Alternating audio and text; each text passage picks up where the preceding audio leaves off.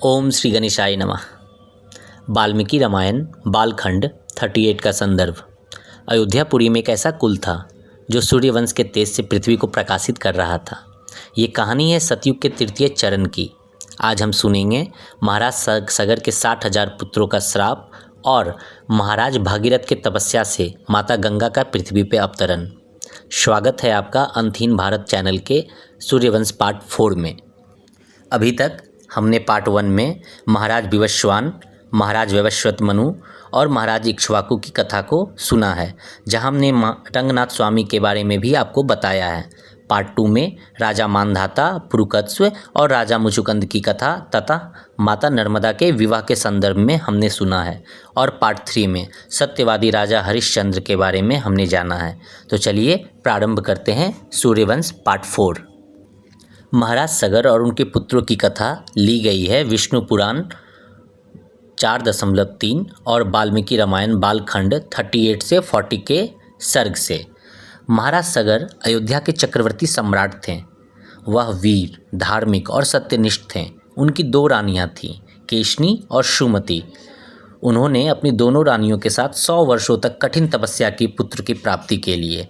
उनकी तपस्या से प्रसन्न होकर सप्तऋषि भृगु ने उन्हें आशीर्वाद दिया कि पहली रानी से उन्हें 1 संतान और दूसरी रानी से उन्हें 60,000 संतान की प्राप्ति होगी।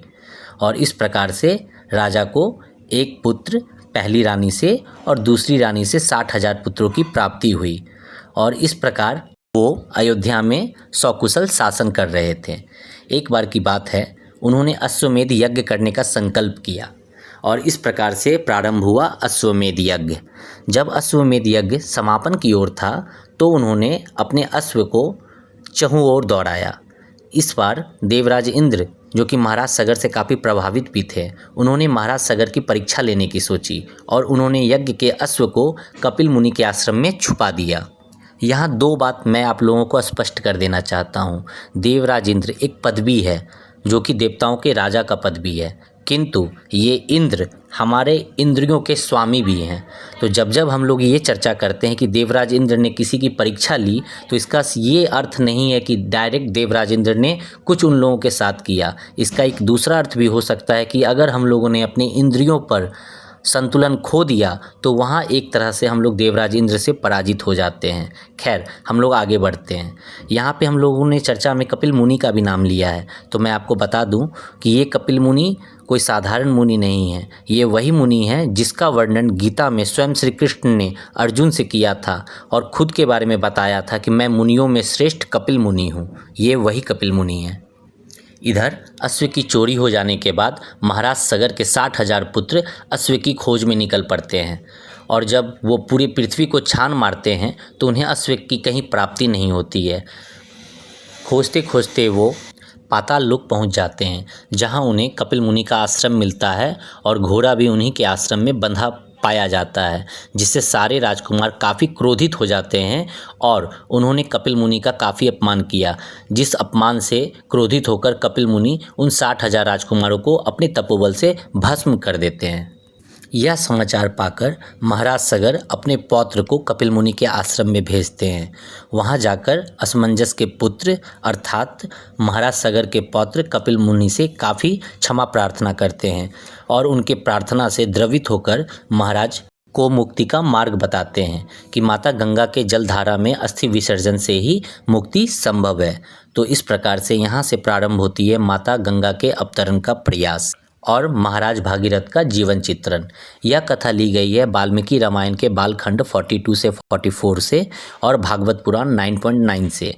तो इस प्रकार राजा भागीरथ, जो कि राजा बनते ही अपने 60,000 पूर्वजों के उद्धार का संकल्प लेते हैं और इस संकल्प के साथ वो हिमालय में ब्रह्मदेव की कठिन तपस्या प्रारंभ कर देते हैं।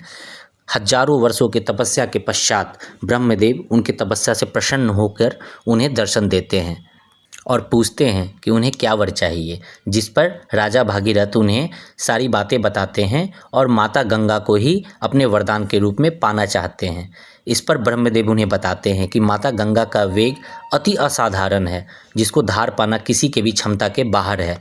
इसलिए वो महादेव की भक्ति और तपस्या के लिए उन्हें प्रेरित करते हैं और इस प्रकार ब्रह्मदेव से प्रेरणा पाकर राजा भागीरथ शिव जी की तपस्या करने लगते हैं और इस प्रकार काफ़ी कठिन तपस्या के पश्चात महादेव उन्हें दर्शन देते हैं और उनकी सहायता हेतु माता गंगा को अपनी जटाओं में धारण करने का आश्वासन, और इस प्रकार महादेव कहलाते हैं हमारे गंगाधर।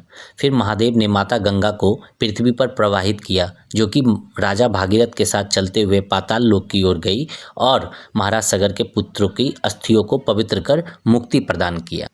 और इस तरह से माता गंगा को यहाँ 3 नामों से जाना जाता है। त्रिपथा अर्थात 3 पथों पर विचरण करने वाली, दिव्या और भागीरथी, क्योंकि माता गंगा आकाश, पृथ्वी और पाताल तीनों को पावन करते हुए प्रवाह कर रही थी।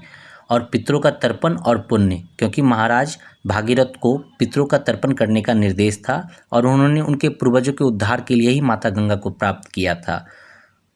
और इस प्रकार से उनके कुल के उद्धार के लिए माता गंगा का पृथ्वी पर अवतरण हुआ और जिनकी महिमा आज तक हम सभी जानते हैं।